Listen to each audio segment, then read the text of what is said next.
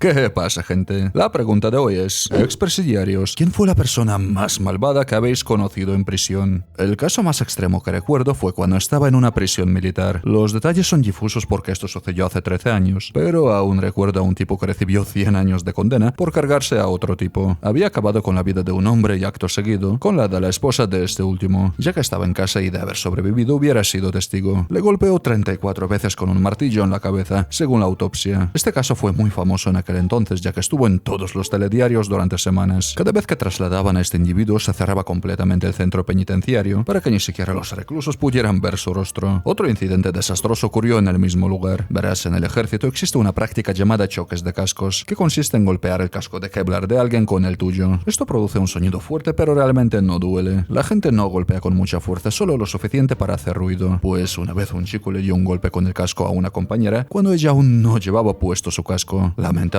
la chica no sobrevivió y él se volvió loco para siempre. Historia 2. El estar en prisión es una de esas experiencias que te marcan para siempre. Y recuerdo varios personajes de aquel lugar. Había un chico, uno de los más pequeños, que no paraba de hablar y llegó a un punto en que, desesperado por llamar la atención, se cortó con una cuchilla. En otra ocasión un chaval perdió jugando al dominó contra un señor de 70 años y sin más le soltó un buen puñetazo en la cara. Yo estaba leyendo Marley y yo y el golpe sonó como si alguien hubiera aplastado una sandía y al mirar vi al anciano noqueado en el suelo. Los demás jóvenes se reían sin parar mientras el hombre mayor, balbuceando y con varios dientes rotos, preguntaba por qué se reían de él. Había otro chico también joven que era el más espabilado de la zona. Siempre estaba robando y por alguna razón nadie le decía nada. Luego estaba Nick, que se parecía a Mike Tyson y solía pelearse con los que hacían ejercicio en las máquinas del gimnasio que él quería utilizar. Lo más extraño era que te miraba fijamente cuando ibas al baño. También recuerdo a un guardia que me pegó en el baño durante un trabajo porque yo tan solo no sabía si debía cambiar el rollo de papel higiénico. Era mi primer día y él pensó que le estaba tomando el pelo, así que después de golpearme le pregunté con toda seriedad si debía cambiar el rollo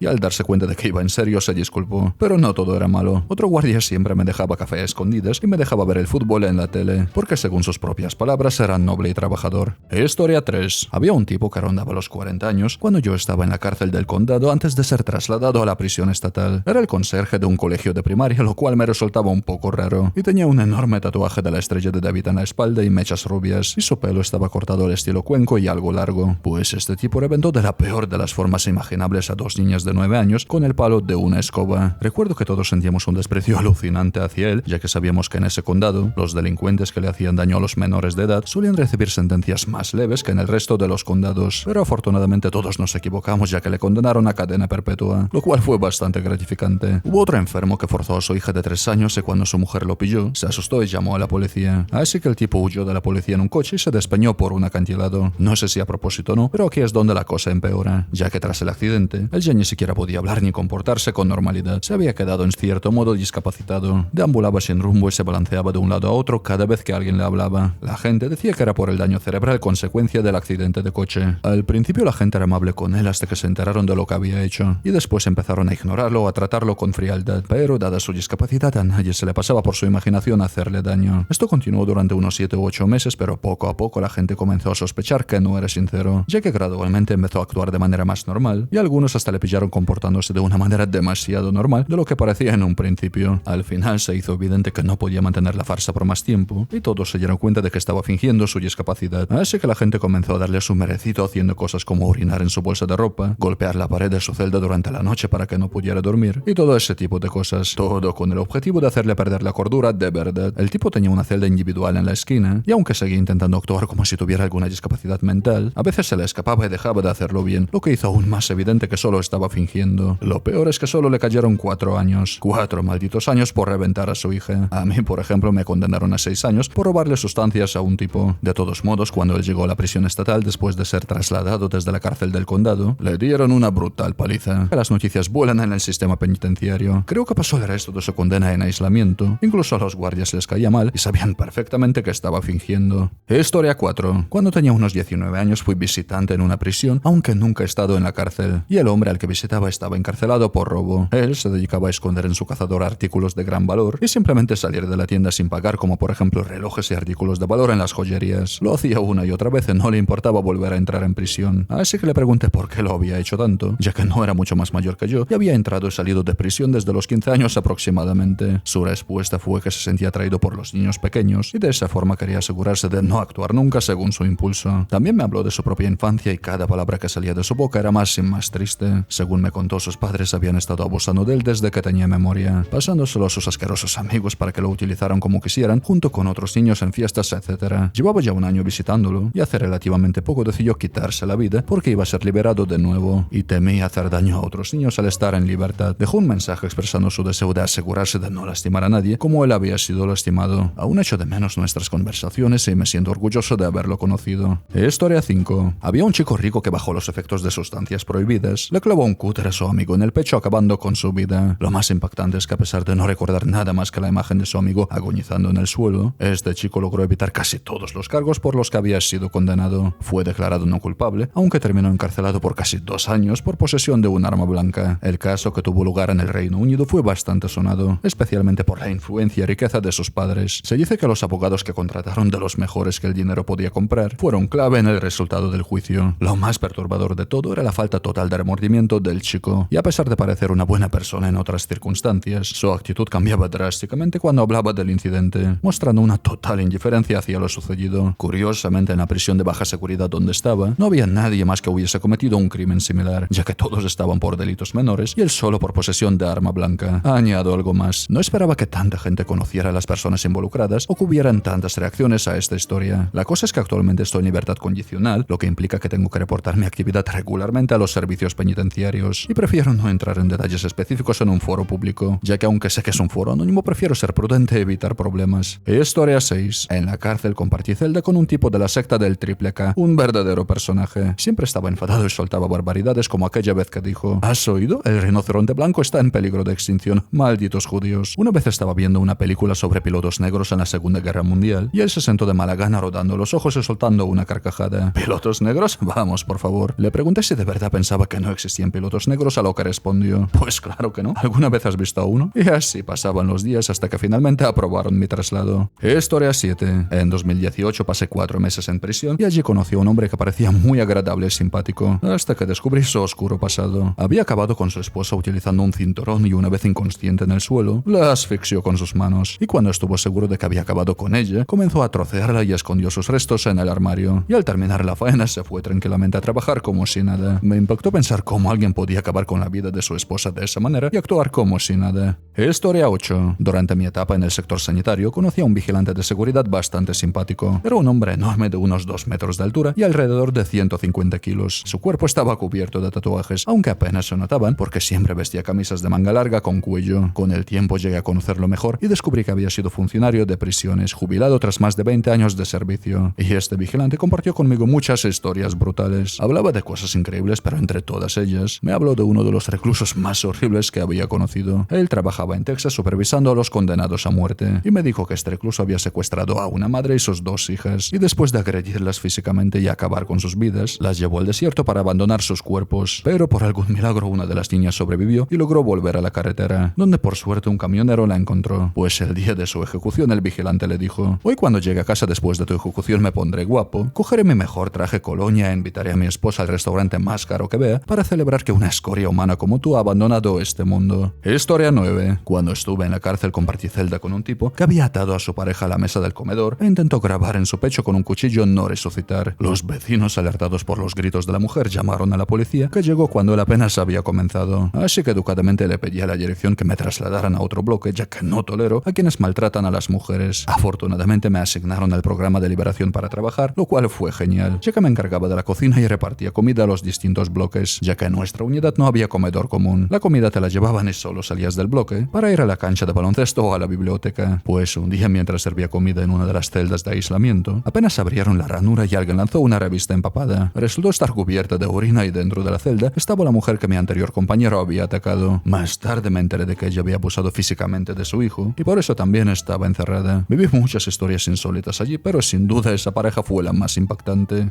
Historia 10. Hace años, cuando estaba en la cárcel del condado de Los Ángeles, tenía a Christian Knight en la celda de al lado a solo 2 celdas de distancia, y en un intento por llamar la atención del resto de presos, el tipo decidió golpear a alguien que estaba en la lista negra de los Southsiders. También acabó con su compañero de celda tras clavarle unas tijeras varias veces en el cuello y en el pecho, quitándole la vida. Tiempo después se unió a la mafia mexicana, pero la terminó abandonando ya que él también acabó en su lista de objetivos, aunque no diría que el tipo era el peor de todos, ya que en el condado de Los Ángeles hay una gran cantidad de zumbados. Bloods, Crips, pandilleros asiáticos, de todo realmente. Más tarde me trasladaron a una prisión estatal en el Alto Desierto, donde uno de los grupos hispanos conocidos como los norteños mexicanos del norte tenía una presencia muy fuerte, pues la manera en que eliminaban a sus propios miembros por desobedecer las reglas era brutal. Tenían una política según la cual no podían dejar de reventar a sus víctimas hasta que los guardias intervinieran, lo cual podía tardar muchísimo. Tuve que presenciar cómo terminaron con un hombre golpeándole la cabeza contra el suelo casi 60 veces por consumir. Lo masacraron. Así que sí, por lo visto tenían una política bastante estricta contra el uso de ciertas sustancias prohibidas. Historia 11. Hace un par de años fui jurado en un caso bastante mediático. El hombre estaba acusado de conspirar contra la vida de una persona, pero decidimos que era inocente ya que en realidad fue su novia quien cometió el crimen. Pero esto no fue un crimen común y corriente. Resultó que la novia del acusado fingió estar embarazada y cuando llegó el momento de dar a luz entre comillas, atrajo a su vecina embarazada al apartamento, acabó con su vida y extrajo al bebé con la intención de criarlo como si fuera suyo. Durante el juicio la fiscalía logró que la mujer testificara contra su novio, así que probablemente puedo decir que esa fue la única vez que estuve en la misma sala que alguien verdaderamente malvado. Historia 12. Sin duda esta historia es impactante. Había una mujer casada cuyo marido la engañó teniendo un romance que resultó en un hijo ilegítimo, y en un giro inesperado la esposa se encontró cuidando al hijo extramatrimonial de su marido, y un día mientras él regresaba del trabajo y se sentaba a cenar, le preguntó cómo estaba el bebé, y con una frialdad escalofriante ella respondió: no lo sé, ¿por qué no me lo dices tú? Lo que sucedió después es perturbador. Esta mujer acabó con el bebé, lo cocinó y se lo sirvió a su marido, y por este horroroso acto fue condenada a 2 cadenas perpetuas. Este suceso ocurrió en Arizona y como dato curioso, la apariencia de esta mujer es inquietante. Sus ojos son completamente negros, dándole un aspecto como si careciera de alma. Aunque no es fácil asustarme, debo admitir que la presencia de esta mujer es una de las más oscuras y perturbadoras que he sentido en toda mi vida. Historia 13. En las cárceles estadounidenses se ha extendido una práctica bastante desagradable conocida como gassing. Algunos reclusos tienen el hábito de mezclar cristales rotos con sus heces y luego lanzar esta mezcla a la cara de los guardias de seguridad. Lo peor es que también agregan orina a esta mezcla para crear una especie de niebla fina, y cuando los guardias intentan limpiarse, los cortes de los cristales los hieren. Esta práctica se ha vuelto tan problemática que ahora es considerada un delito grave. Incluso los reclusos a menudo dejan fermentar esta mezcla durante un tiempo prolongado para que sea lo más repugnante posible. Y bueno, gente, con estas 2 maravillosas historias entre comillas, acaba el vídeo de hoy. Y bueno, como siempre, si os ha entretenido este vídeo, dejad un buen like y suscribíos a este canal para no perderos ningún vídeo más. Por hoy es todo, nos vemos en el próximo vídeo.